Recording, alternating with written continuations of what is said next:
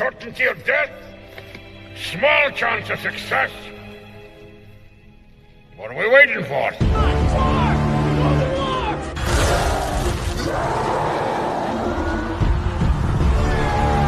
Fellas, I feel this is my lucky day. Brilliant.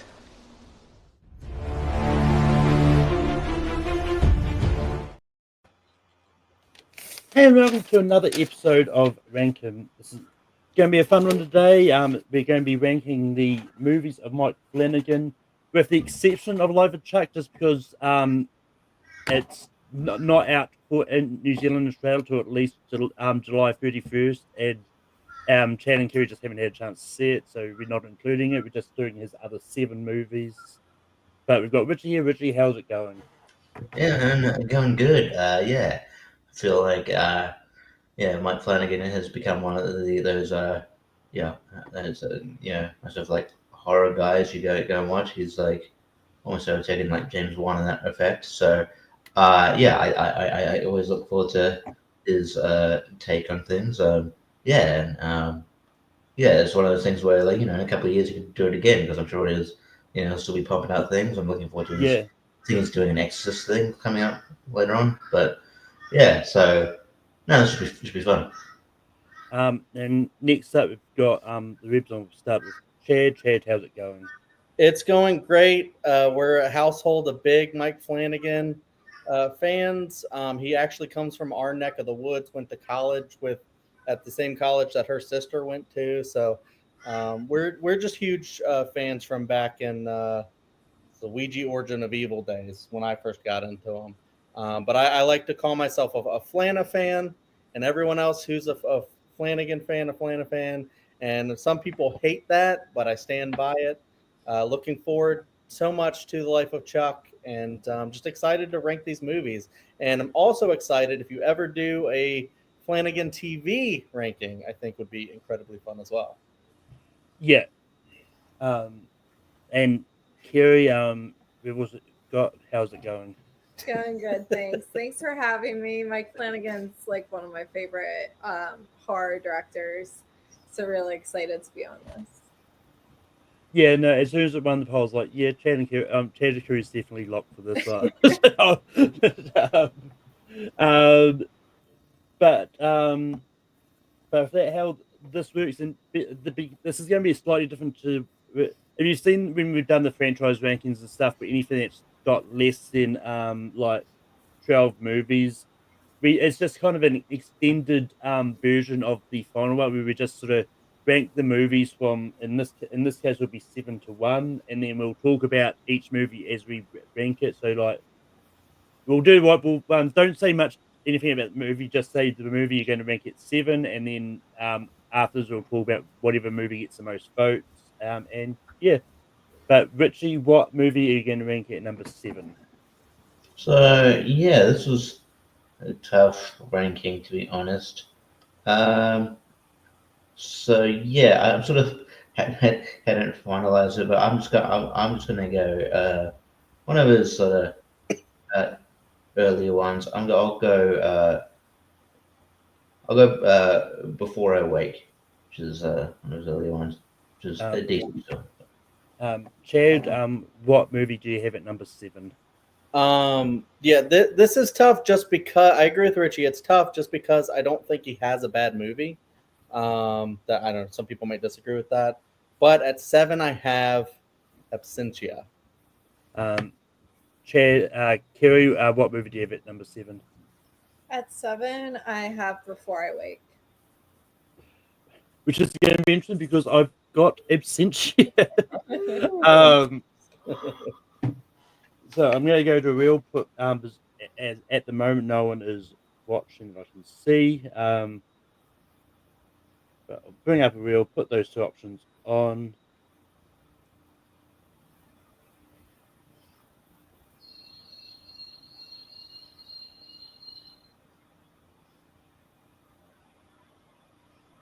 I totally didn't expect to have to do this early on, but never mind.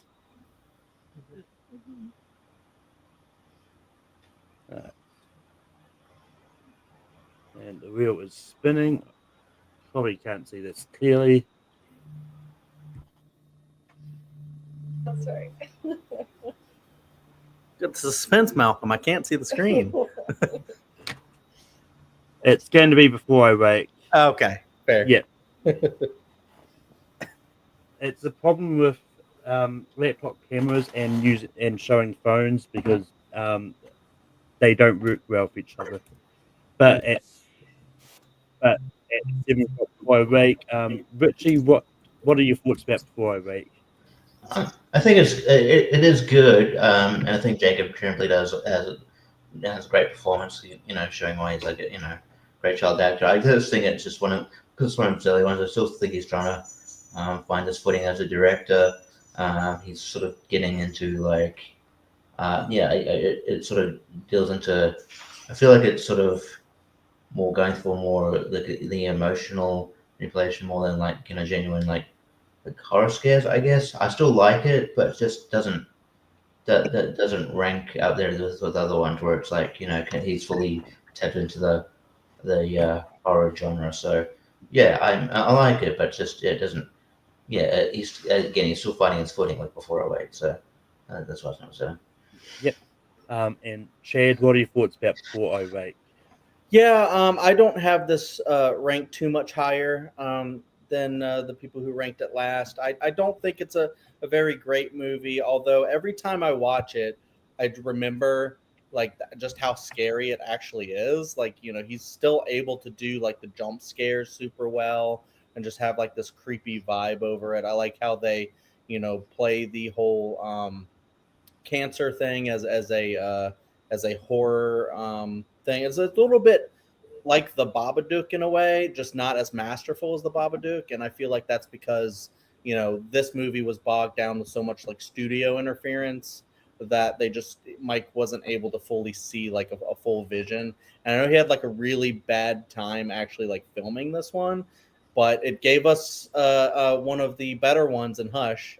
Spoiler, that's a really good one. And yet, I agree. I think that Jacob Tremblay isn't the best in this. In fact, Mike Flanagan was like, if I saw him in Room, and then was like, if I knew that's what I had to work with, so it kind of a deal. But yeah, I think there's a lot of emotionality in there, especially with the fears of like losing a son or something like that, which now Carrie and I deal with all the time. The fear of something happening to our little boy. So, but I think it's good. It's just not great. So I definitely understand it being at 7. And Kiri, what are your thoughts about Before I Wake? Yeah, like you guys said, I still think this is a good movie. I still really like it. It's just for me, it's probably the one that I think is maybe kind of the weakest. I think like Chad said, I feel like it's kind of the movie that has the least amount of Mike Flanagan's vision. And yeah, he's like talked about how it was like really a struggle to make it and get it released and distributed. Some of it's the theming too. Like I think this is, a lot of these other movies, like the rest of the movies, I find myself rewatching like all the time. But this one, it's just hard for me to rewatch, especially because of the subject matter. But also, I feel like the ending is a little bit unsatisfying and unclear. Because you don't really, I guess I won't go too. And it's kind of unclear what happened to like most of the people in the movie. Like if they just like left or if they're like taken by this monster, like if the monster really existed. It's definitely an interesting one, but yeah, kind of just my least favorite. Yeah, like this is one that a lot of these are actually ones that I watched for the first time because I didn't realize I'd seen so little of Mike Flanagan stuff until I started this. And this one ended up at number 3 for me. Like Wow. I actually quite enjoyed this enough. I did actually like the ambiguous ending and that and and it's just one of those ones. And I will say, like, if we were doing a top 12 Kate Bosworth movies, this might actually rank pretty high, just because she has a really have a strong filmography anyway. And the fantasy elements in it are really cool too. Yeah. But with that, we're going to move on to number 6. Chad, what do you have for number 6? Before I Wake. Well, we've already ranked it. You can stick to sort of saying it essentially until we. So it would be what you have Yeah. for 7. So Absentia then. Yeah, yeah. So I know I explained that badly. Kerry, what do you have for 6? I also have Absentia. Yeah, I'm thinking of Absentia and Richie. Clean sweep, essentially. But Chad, what are your thoughts about Absentia? I do remember the format now because I remember doing it with M. Night Shyamalan, but now Yeah, I'm fine with it. it's flooding back to me like, oh yeah, we're like recommending something for a spot. So I gotcha. Yeah, Absentia is actually really interesting. It's just one of those movies that, I mean, I don't think it's like a student film, but it feels like a very low budget student film. And like, I totally get it. Everybody's got to start somewhere. And so it just kind of feels like that. Although, despite that, it still has so much like interesting stuff in it because it's so cool to see some filmmakers later work and the brilliance of it when they have like high budgets and a lot of a big crew and everything, to see them scaled down to something that they made on like a very small budget, and then you're like, wow, look at what they did with so little.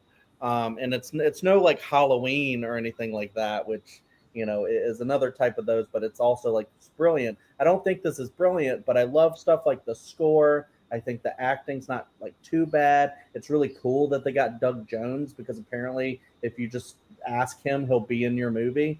And the horror stuff is really cool. There's like a jump scare where the guy's like, she's approaching his back and then looks up and all of a sudden he's facing her. And I'm like, oh my God, every time, like the movie really gets me. And the story's interesting enough too, with the tunnel and everything. There's some supernatural sci-fi bits in it or whatever, which is kind of cool. I don't love the whole dead cats in a bag thing or dead pets in a bag thing. I mean, it's Mike Flanagan. He There's going to loves- be a dead He animal loves doing somewhere this for that- some reason. It's my least favorite thing about Mike Flanagan. Yeah. But that being said, I do think it's really interesting for what they had to work with.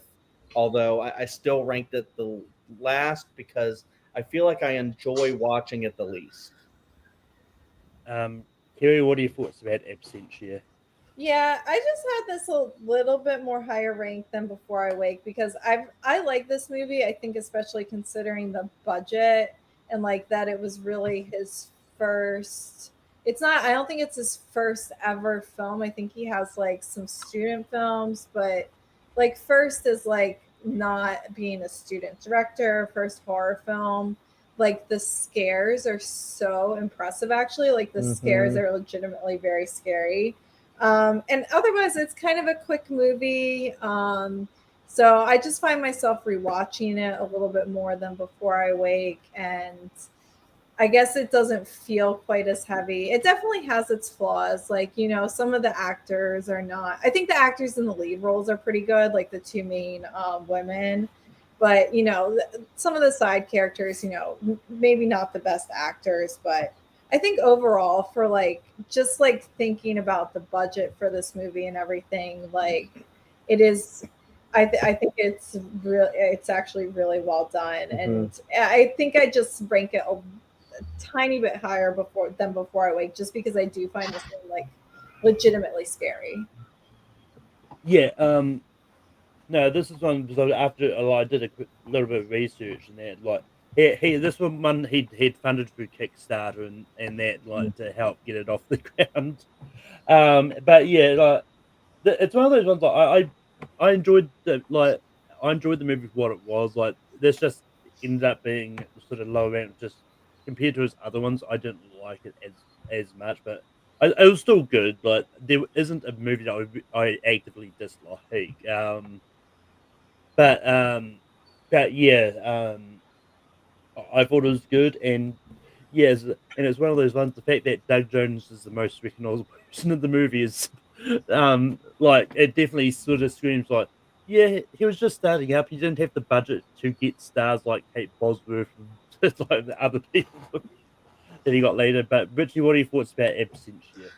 Yeah, like sort of Kerry had it a bit higher because it actually delivers on so we come to know from Mike Flanagan with the scares, and I think that's more effective. However, yeah, I don't have it too much higher because I think it does get a bit have a bit of pacing issues in the middle there. It gets a bit like it doesn't it took away it took away my attention for a little bit there. It's not as like engrossing as some of his other work. And yeah, obviously, yeah, you can definitely tell it's a student film, but there's a lot of technical like limitations, but I think he makes the most of it. But yeah, it's definitely again, it's just a movie where another movie he's finding his footing. But yeah, it's not bad by any stretch. But yeah, it's I still think it's decent. I think moving on to number. By the way, it took me ages to realize that you had a cat in your lap. I'm like, oh wait, what the fuck are you patting? Oh yeah, yeah.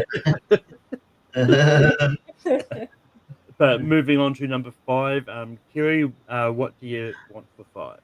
I have Ouija Origin of Evil. For me, I don't know if this is going to be considered a hot take, but I've got Oculus. Richie, what do you have for 5? I don't know if it's a hot take or not, but I got Oculus as well. Ed, what do you have for number 5? I also have Oculus. Oculus is going to be at number 5, but Kiri, what are your thoughts about Oculus? Yeah, I have this one a little bit higher. It's my number 3. I will say up until probably like my most recent rewatch of this movie, I would have also had this like exactly at number 5. I don't know. My most recent rewatch, like I think I like paid attention to the movie much more closely than I ever have before. Like I watch this a lot with it kind of in the background while I'm doing other things. And I don't know, I was just like on my most recent rewatch, I was just so impressed by how Mike Flanagan in this movie, he blends the present and the past and like in a way that's so it's really seamless. Cool. It's seamless, it's effective. I think it shows like how much like it's really great metaphor for trauma and how trauma like if you look at the whole thing as kind of like a metaphor, which I don't necessarily with his movies. I mean, I think this one, it is kind of pretty straightforward supernatural movie. But if you look at it all as like a metaphor for trauma in these like they were children and now they're grown up, they're adults. Like, I don't know. I think it works. It just works so well. I will say this. I think the weakest, like the scares, I don't think pay off as much on a rewatch. And I do think that is where like some of his other movies are a little bit stronger. I think the acting is good in this, especially Karen Gillan and Kate Siegel. She's kind of. Not Kate Siegel. Thinking of Katie Sackhoff. I'm thinking Katie Sackhoff. Yes. The child actors are pretty good in it too. What's his face from CSI Miami? Oh, I don't know his name. And Dazed and Confused. Yes. Rory Cochrane, yeah. Are you thinking of Brendan Fraser? No, Rory Cochrane from Dazed and Confused. Yeah, but I really like on rewatches. I've really learned to like love this one a lot. Yeah, this is one I also like had watched for the first time for this because this is probably the biggest one I hadn't seen. I've heard a lot about it in that, and I it's one of those ones like I thought it was good, like and I think Karen Gillan was great, but I think it's one of those ones like I think the scares just didn't work that much for me, and there was a few times where I'm not gonna lie, I kind of got a little bit bored with the story in there. Like I got confused about where the story was going. But on the whole, like when it comes to horror movies, like I don't care too much about like stories, like as long as it's cool and like and that's it. But Richie, what are your thoughts about Oculus?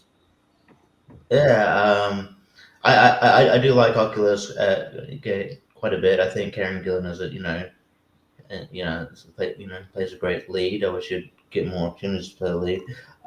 But yeah, maybe I think it's just down the peg from his other ones that we haven't mentioned yet, just because, yeah, like sort of the lack of sort of overt scares. And yeah, but beyond that, I think it's pretty good. What boggles my mind? This is a WWE Studios film, probably one of the best ones. To be honest, too. They just funded it, but yeah. But yeah, no, it is really good. It's just, yeah, sort of like it relates that sort of horror element that I sort of go into watching Flanagan movies for. So it wasn't, yeah, it didn't deliver on that, but it's still it's still a great movie, and I like the non-linear kind of style storytelling too. So yeah, but yeah, it's good. And Chad, what is your thoughts about Oculus? Yeah, it's really interesting. I've always been like a big defender of Oculus because a lot of people try to act like it's bad. And then, I remember Carrie not too long ago, like she said, did not like this movie. And well, I liked it, but I think it used to be one of my least favorites. Yeah. Well, yeah, I mean, you at least liked it less than I did. And then you kind of like, I guess, passed me a little bit. Not that I love this movie, but I've always kind of been impressed by it. Because like Carrie was saying, like everybody was saying about like the format of storytelling, but also just like I like how it seems like a gimmicky movie at first, like the mirror and stuff, and like all these like truth or dare, and so you're like it's probably gonna be dumb, and then yet he plays that as far as like inducing dread and all this stuff and like reflections and just everything that he uses in it to kind of do more of like a slow burn kind of way of scaring you and building the tension of what happened with the parents in the past and what's going on with this, why is that dog freaking out all the time, and just it's just such a really cool movie. But there's other movies that I just like even more. I think this also falls into good, not great territory. But I think we're going to move on to the next one. At 4, I've got Gerald's Game. But Richie, what do you have at number 4? I got Ouija Origin of Evil. Chad, what do you have for number 4? I also have Ouija Origin of Evil. And Kerry, what do you have for 4? I also have Ouija Origin of Evil. But Ouija Origin of Evil is going to be at 4.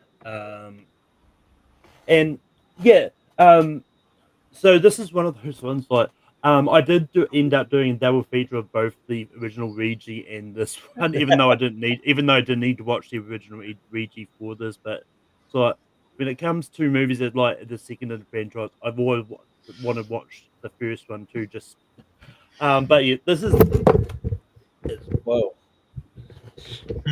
You're right, bro. Yeah. My foot tangled into the my mic cord. This is definitely much better than the original Ouija. And I thought it was just a really like good story in that, and just shows off the dangers of don't do this shit with Ouija boards. I mean, I'm not that I'm superstitious and like I'm willing to try. It's like in most horror movies, whenever there's the Ouija board, there's always some dumbasses. You're like, yeah, really fun idea. We'll summon evil spirits into the house. Like, nothing can go wrong, can it? But no, I thought the death sentence was great. And I thought it was a really good sort of extension of what was set up in the original Ouija. And I thought it was a really fun horror movie. But Richie, what are your thoughts about Ouija Origin of Evil? I think someone summoned spirits outside my door. I don't know. Fucking, I don't know. It's neighborhood's weird. Yeah. No, it definitely. No, definitely not what I was expecting, because the first Ouija, which I also believe is a TV Studios film, is not great. So I was like, you're not expecting a sequel to be any better. I thought I was surprised they even made a sequel. and yeah, it blew me away. It's sort of when I first started to take notice. I'm like, oh man, this Mike Flanagan is pretty damn good. So yeah, I like. I wish like the lead. I can't remember her name. Yeah, was it Lulu Watson? Lulu Lulu Wilson. Wilson, yeah, Wilson. Yeah, I wish she would get more. Like, she's great. She's great in this, and I do like the sort of the 1960s like Los Angeles sort of aesthetic that carries through the film. I think that really works, and yeah, I think the horror elements and then just the eerie atmosphere, just the blend of that, it just it really works. It's really creative. I think uh, it's Mike Flanagan at the height of his powers, just to steal a phrase from Hal Rodney. Yeah. But Chad, what are your thoughts about Regi Origin of Evil? Yeah, I mean, if you like Lulu Wilson, you can always check out. I believe she's in Hill House. She's also in the Becky movies, and she's in Annabelle Creation. So Yeah, a lot of really cool movies that she's in. She is definitely great. One of the best things about the movie, and yeah, it's a sequel like in title only, which is really interesting because it has nothing to do with the first movie other than they use a Ouija board in it. And it's funny, like the story about Jason Blum basically saying, "Look, Mike, you just got to use the title, and then you can do whatever else you want with it." And I think they're also like had to be a Ouija board. probably, I'm sure, of course, but I'm sure Mike was already going to make a Ouija board in there. But yeah, you can see so much of his style in this. I mean, this was our first Mike Flanagan movie. Watching like Chris Duckman back in the day, and then I think Oculus was my first. You saw that one first? Yeah. Okay. This was my first one, and then I saw Oculus after that. But I remember seeing this one and just like being like, who is this director? I now have to watch everything he's done or is going to do. And I've just been a huge fan since. And I just love the style of it. The 70s style where he kind of uses the old like pops and the film grain and stuff to make it feel super old. So it's like period piece, like accurate. It feels like you got like the introduction, like this is the first one that like Henry Thomas shows up in, which is really cool. And then he becomes part of the Flana family, from then on. And then, Lulu Wilson, creepy as hell. Pretty much all the scares are creepy. Right down to the moment when she's telling her older sister's boyfriend, just how it feels to be strangled to death or whatever. Even that, it's not all jump scares. It's just like creepy stuff like that. But then, of course, there are a lot of great jump scares in it, just like creepy vibes and stuff. And all the acting's really incredible. I love how it like talks about like missing their father and just all the stuff that plays into it. It's actually a really, really good horror movie. It's just a step down from like my top 3 that are just all perfect in my opinion. I will say very quick before I go to Kieran, like there actually is a post-credit scene which ties into the first one where you meet Lynn Shay's character from as like this person claimed to be an niece, but that's the only connection it is. Yeah. But Kiri, what are your thoughts about Regi Origin of Evil? Yeah, I really like this one. Like fantastic scares. It's just a solid story, like a solid supernatural type horror film. I'll say like the scares have maybe gotten a little less effective for me, like the more I rewatch this. And like the story is not like, because obviously anytime you rewatch like a horror movie, the scares aren't going to be as effective usually. I don't know, the story's good, but it's not like next level like I think the movies that are going to be in our top 3 are. But yeah, overall, like you guys said, it's just a really solid little horror movie, and especially like coming off of like a fairly bad first movie, like to make this standalone sequel that's just really cool and original is awesome. With that, we're going to move on to number 3. Richie, what do you have for number 3? I got Gerald's Game. Chad, what do you have for number 3?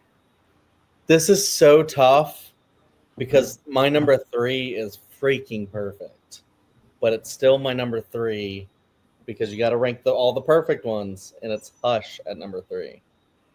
Kerry, what do you have for number 3? My number 3 is also Hush. I've got Gerald's Game. So back Ooh. to the real.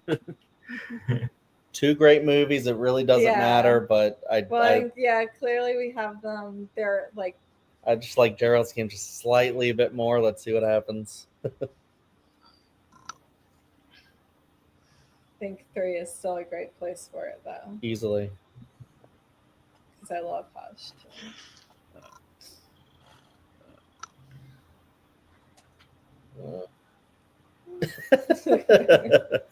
Oh, Gerald's Game. Fair. But Richie, what are your thoughts about Gerald's Game? Yeah, no, this is this is sort of probably why I was confident with him doing Doctor Sleep, which we'll probably talk about later. Because he tackled a Stephen King adaptation and it nailed it. It was amazing. I've been wanting Carla Gugino to actually break out and do a lead acting for, like, she's been great supporting actor, great character actress for a long time, and then just to see her be in this role and then portray this woman in a sort of perilous situation, and like delve into, like, and I think that's where he has a stride best into themes of trauma, and then they're sort of blurring the lines between what's real and what's fiction, and it's just like it's just a very intense psychological sort of journey through this character's eyes, and I thought it's a very effective film. So either one of these 3 could be number 1. It was just one of those ones where I was like, you had to rank them at some point. So but Gerald's Game's great, maybe. Ted, what are your thoughts about Gerald's Game? I freaking love this movie. I read the book like a long time before I saw the movie, and I was like, I don't think this book is filmable. I don't think it can ever be a movie. I mean, because in the book, I believe she's like naked the whole time, but in the movie, he makes such like good choices about how to film this, where she's strapped to, like, chained to a bed the whole time, and then you have like all the escape stuff that she's trying to do. You got the dog eating the corpse, and you got all this really creepy stuff that is so good in the book too. But then they also have the brilliant idea of flashing back to stuff in the past, and you get this like beautiful story. I mean, it's ugly, but then beautiful, because you get this ugly story about how she's controlled by her father with secrets and sort of like molestation in a way, and then you have you controlled by her husband, and all this stuff, and then you get this beautiful story of her like redemption, like not redemption, but her overcoming all of this, and really mentally getting over a lot of this stuff, and becoming a better, what do you call it, like a healed person. And you also have all the stuff with the what are the Midnight Man, and just everything so creepy, all the Moonlight Man, thank you. I'm thinking Midnight Mass this whole time. Moonlight Man, and then you have all the imagery and the stuff with the eclipse and what that means and stuff like that. So it's just like a perfectly like rendered movie, and just like I just can't believe he was able to do, like, Mike Flanagan basically is Stephen King in a way. He's like this generation Stephen King. Is like he can not only make his own beautiful stories, but also can adapt Stephen King's stories like the best I've ever seen, apart from maybe like Frank Darabont. But Kerry, what are your thoughts about Gerald's Game? Yeah, I love this movie. It was my number 2. I just like Chad said, like reading the book, like everything that happens in the book is really, it's just an internal monologue with Jesse, the main character. And like for Mike Flanagan to take this idea and be like, well, let's break out, and instead of it's just her talking to herself the whole time, like having her basically like hallucinating her husband and herself, and like using that to fuel the conversations and have it be like much more dynamic and something that can actually be put to film and enjoyable to watch. Like, and with the flashbacks as well, like I think that was just completely brilliant. I think just perfect casting in this movie. Like Carla Gugino does fantastic, Bruce Greenwood as her husband, and like kind of, you know, her husband that she hallucinates, and Henry Thomas, like and Karel Stroiken. Like I don't think anyone else could ever like seeing him in that role as the Moonlight Man. Like it just makes it like seem like so real. And he does a fantastic job of just being like so creepy, and so like you're just not sure if he's actually there or not, if she's hallucinating him too. And just like I think it winds up being a really incredible story about this woman who's just like forced to confront her own past, and is able to kind of, you know, just, I don't want to say heal necessarily, but she's able to like find new purpose in her life and kind of address the trauma that she's been through all of her life. I think this, like the movie was able to tie in the themes of the book together in a way for me that like I wasn't, probably when I read the book, I just wasn't really old enough to get. But I think it's just such a fantastic movie. Yeah, this is one that I was going to. I had kind of a busy week this week. I had only had time to watch the movies I hadn't seen for this. I didn't have time to do any rewatches. This is probably the one I would have rewatched because it's been a while since I've seen it. I think last time I watched it was really early on when we did Top Shelf Stephen King adaptations. Because but yeah, I remember enjoying this.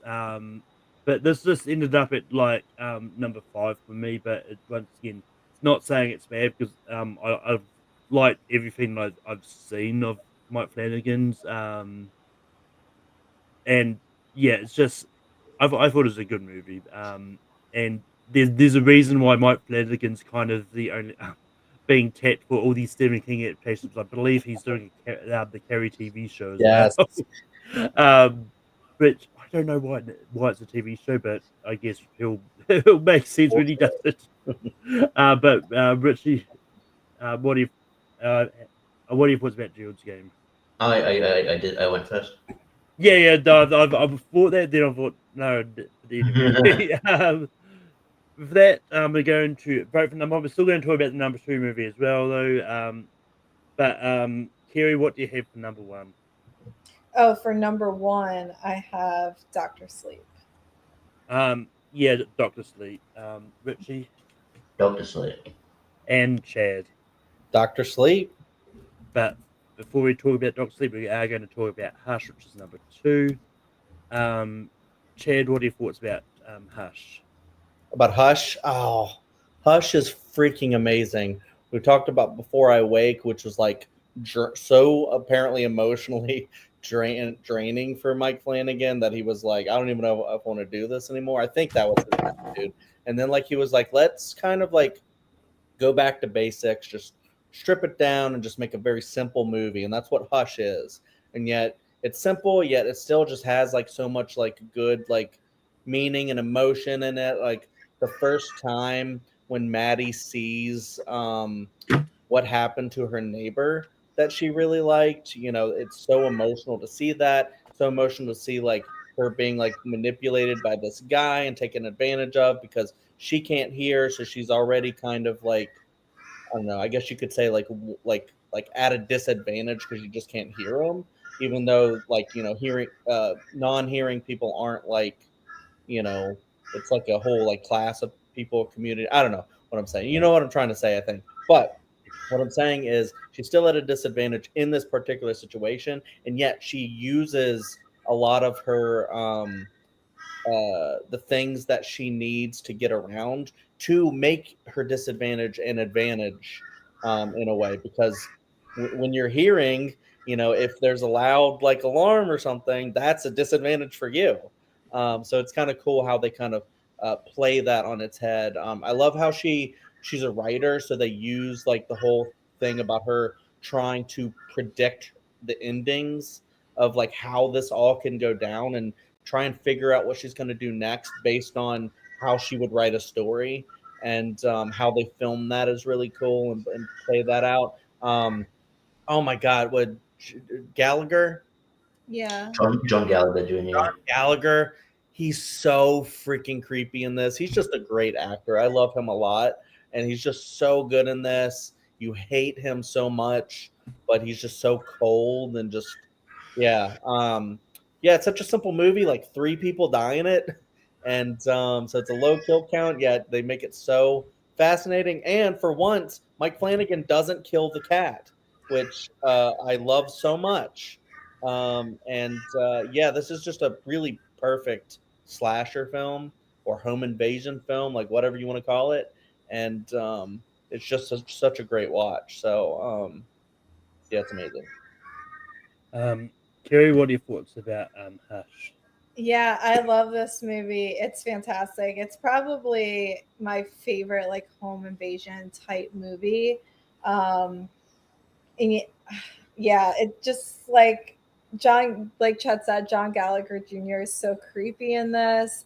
And it's just so exciting. I think especially the first time you watch it, but even when you rewatch it, just like trying to figure out what she's gonna do and the things that she thinks of to try to get out of the situation, I think are just so brilliant. And like apparently Mike Flanagan and Kate Siegel kind of wrote this together. Like they literally sat there and kind of like acted out what each of them, like if he was the killer and she, was trapped in the house, like what each of them would do in the situation. And like that's how they kind of developed the script for it. And so I think it just makes it kind of very realistic and something that like it could be such a gimmicky movie like Hush and she can't hear. But I think like, I don't know, it's like, it's not the first thing I think of when I think of this movie. And I think it just like it came together just so well into something that's, I think, just so legitimately scary for everyone. And it's just a really exciting like home invasion movie. And it's really cool that the first book she wrote is Midnight Mass. Oh yeah. I was about to say it because I was just reading it before. It's like I didn't realize Midnight. I actually haven't seen the shows. Get around to them eventually. There's just too much stuff to watch these days. Yeah. But yeah, no. Once again, if I had time, I would have rewatched Hush. It's been a while since I've seen it. But I do remember liking it. That like this ended up at sort of number 4 on my personal rankings. But that just speaks how much I enjoyed Before I Wake and Reggie Origin, the evil person. But yeah, it's just I feel it was a decent movie, and yeah, it's and it's one of those ones that that for the you can finally now get sort of on physical media now, like because it was on Netflix for a good chunk of time, then it was taken off at one point. But Richie, what are your thoughts about Hush? Yeah, it was distributed by Netflix and tried to delete it from existence.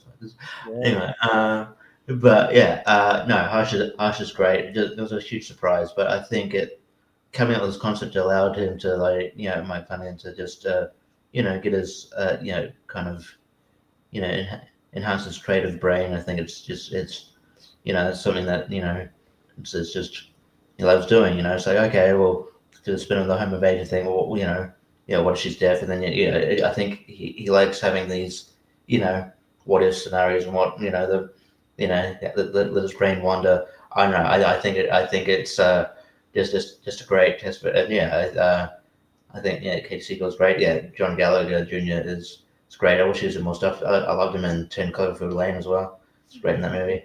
I think it's just a fantastic film that again like does a lot with like the little like kind of space they have. It's just like basically just this house and the surrounds. So I think he's a very sort of he can be a bit of a he just makes the most of it. He can be a bit of a minimalist director in that sense sometimes. So, but I think he just makes the most of things, and I think that's really I think there's a real showcase of his directing talents in this movie, all coming into one. So yeah, Hush is fantastic.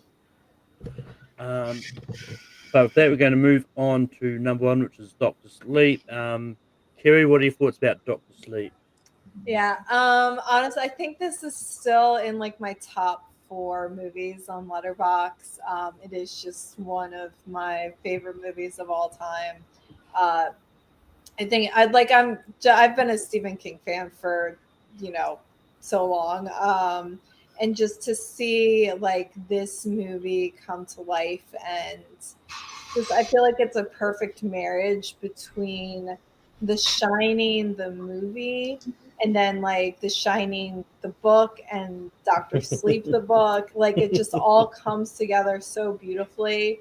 Like the acting's phenomenal, just the way it was, I don't know, film like put to film.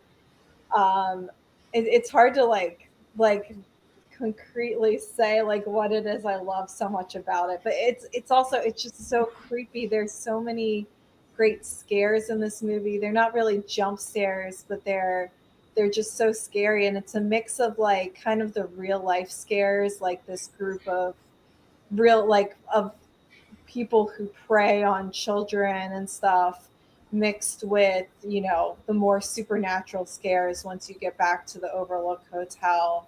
And like the way he was just able to cast people who seemed like they could belong in the original movie The Shining. And the leads are just phenomenal, like just oh my gosh, I know her name and now I'm blanking on it. Yeah, Rebecca Ferguson, Ewan McGregor, and then Kylie Curran. Yeah. Like they just carry this movie so well. So yeah, I love it. Apparently. Like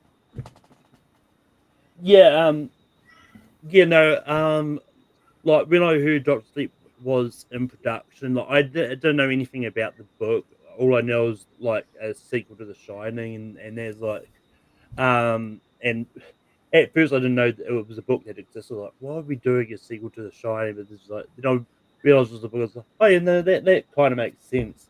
And yeah, it's one of those ones that because it's kind of interesting, and it shows sort of how much sort of Stephen King has faith in Mike Flanagan as a director, because because one of Stephen and during early talks, like Stephen King was like, I don't want you to bring back The Shining, but it's like after the initial talks and that, and it's like Stephen King kind of changed his mind when he read Flanagan's script. It's like and it just made sense for The Shining for them to bring back the hotel, and that at the end, because like the ending of this movie was actually the original ending of the novel The Shining. So I think in a way it was a good way to act as a sequel to The Shining, and keep the way the actual book ended as well sort of intact. It's a good blend of both, and I think it just worked. And I think Mike Flanagan did a really good job of sort of recreating some of those pivotal Shining scenes as well. But all in all, I thought it was a great movie. It was a big surprise when I saw it. It was like, oh, and yes, but Richie, what are your thoughts about Doctor Sleep? Yeah, I was skeptical about Doctor Sleep being a movie because you had a lot to live up to. I thought that was a bit biting off more than they could chew kind of thing. But yeah, pleasantly surprised me. I thought Ewan McGregor was fantastic. I thought, yeah, I think they perfectly encapsulated like the Shining universe, and like the look of the Overlook Hotel. I think it was amazing. Yeah, Rebecca Ferguson's amazing as like Rose the Hat. I think it was a great villain. Like the scene where Jacob Tremblay is briefly in it is very haunting. Oh my god. Yeah, and it's just a fantastic film, and it's also you see Henry Thomas there as like a kind of like sort of Jack Torrance type character. Yeah, so I loved it, and I just thought it was very eerie, and I think it's a hell of an achievement given the mammoth task that was put upon him. I think he achieved he passed with achieved that in spades. So Also, shout out to your New Zealand boy Cliff Curtis, who's really good in the movie too. Yeah. And Chad, what are your thoughts about Doctor Sleep? Yeah, now that I have a son, I can't really watch the Jacob Tremblay scene anymore. It's too rough. But I mean, there's a reason for it. I mean, they're freaking vampires. But yeah, I'm a huge Stephen King fan. Actually, Carrie got me into Stephen King, so thank you, because he's my favorite author. I once had a favorite author, and then when she went crazy, so now he's definitely my favorite author. And then but I wasn't skeptical that Mike Flanagan would make a good movie, because I saw Gerald's Game and Hush, and I was like, and Ouija and all that stuff. But I was not prepared for just what this movie would do. And it's exactly why I also rank this number one, is because while I adore Gerald's Game and Hush, I think they're like freaking perfect for what they do. This one just does like so much more, just so much more ambitious, and it just nails it. Like you guys have all said, it does justice to both books and The Shining the movie. And it's one where The Shining the movie and Stephen King and the feud, and this feels like it kind of like mends all of that a little bit, because it plays in both camps, and does it in such a beautiful way, and doesn't feel the need to try and recast people who couldn't play the parts anymore, and instead just get people that look like them, and just do perfect stuff like that. Ewan McGregor's fantastic in this. If you get a chance, watch the director's cut. It's the best version, because I love how he does it in like chapters, like it's a freaking book, and it's just amazing how they do that, how he does that. It's just everything it says about like addiction and all of that stuff, and just it's super scary. The sound design is freaking incredible. I was like, I gotta turn this thing down, because the way they show like how he visually shows like Rose the Hat traveling across the country or whatever, it's just incredible. Like, how did he do that with green screen? I'm sure, but he just makes it look so good that it's just undeniably amazing. And all the performances is just really a perfect kind of movie if you love Mike Flanagan, Stephen King, all that stuff. And the stuff about death and stuff is really haunting too, and just a really haunting but also beautiful. Like when the old man's like, I'm afraid to die, I'm afraid there's nothing. And then, weirdly enough, when Ewan McGregor's like, there's not nothing, there's something, I'm like comforted by that too. I'm like, maybe there is something. Thank you, Ewan McGregor. Anyways, it's beautiful. But with that does bring us to the end of this episode of ranking. Just to recap our top, the Mike Flanagan list. At number 7, we've got Before I Wake. At 6, we've got Absentia. At 5, we've got Oculus. At 4, we've got Ouija, Origin of Evil. At 3, we've got Gerald's Game. At 2, we've got Hush. And number 1 is Doctor Sleep. Well, with that, we move into next week, and next we go from talking about Gerald to Gerard Butler. Gerard's Game. So top 12 Gerard Butler movies is going to be next week. You're going to nominate movie 43, aren't you? I mean, I might put it on the thumbnail again, but whether not I bring it up. But Richie, where can we find you online? Yeah, find me, on Tournament Fight, Tier Ranker sometimes. You can find me at Wheel of Movies every Thursday fortnight. Me and Pez just did an episode recently on School of Rock. Still a great movie. We'll be back not next week, but the week after. I'm sure they'll spin the wheel here in a couple of days, so we'll find out what we're doing. And also catch up on Monthly Marks every Thursday at 10 p.m. Eastern. Just running down Money in the Bank and Worlds Collide from this weekend. And I'll be tomorrow. I'll be on John Mars' Why We Love Horror exhibition.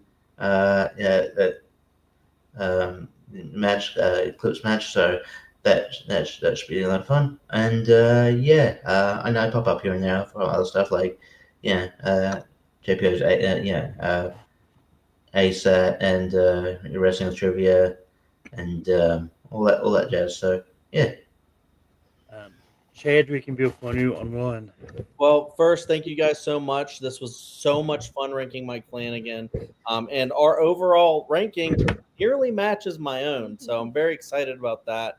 But yeah, you can check me and Carrie out a lot over at Cinema Chad is my channel. We rank stuff a lot over there. You Ranking with Me is the show that we do a lot where we rank stuff. And if you're watching this, you probably like ranking. So go check that out as well. We're also working on other stuff. Like I'm trying to do reviews, and Carrie and I are trying to do another show where we review stuff together.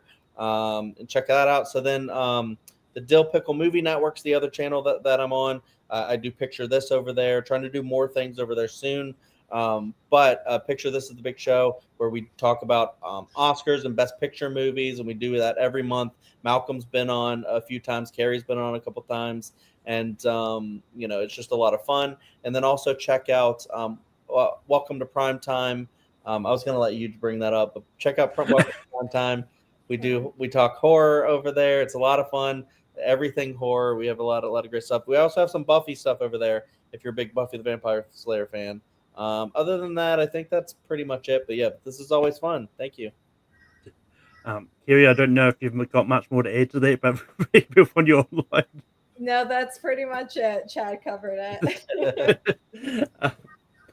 But that you can find me on Rankin every week. Next week on Rankin we'll be talking about Gerard Butler. You can also find me hosting my show Spear from the Past every week. It'll probably be on next week now because I still have got to nail down the guest. Haven't still get somewhere to it. The next pay-per-view I'm going to be talking about is Breaking Point from 2009. And you can find me popping up here and there. I'll be on the Movie Network this week with Drama Movies Part 3 and that mystery thing, and then Dad Movies on Friday. But that's about it. But until next time, that is, we'll see you next time. And yeah, that is it for it. But I don't have a Mike Flanagan clip here. So It don't matter if you win by an inch or a mile.